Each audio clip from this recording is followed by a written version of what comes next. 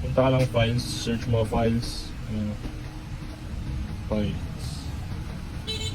Tapos, pili mo yung SD card, then diretso ka kay Relic Pro. Emulators, then install mo lang lahat yan. Saglit lang ma-install yun, wala pang 5 seconds ka doon sa yun. Click mo lang tong Daishiro app. After mo ma-download lahat, click mo lang to. Yan, mapupunta ka dyan, then click mo yung download. I-check mo lahat yung mga Nintendo Switch, yung mga tawag dito, PSP. After mo maklik sila lahat, click mo lang yung import. Na-click ko na kasi, yan, hindi ko na kailangan i-click. Then pag na-click mo ng import, click mo lang tong paths, then add more.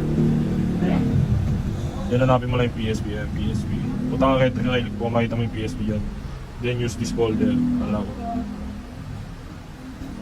Click mo lang yung sync. Then magsisync na yung mga games. Akin nakasync na kasi yung mga games kaya meron na siyang games. Ayan.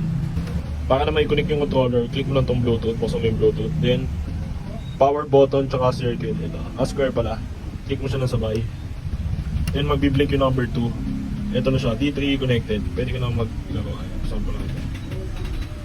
Ayan, connected na siya.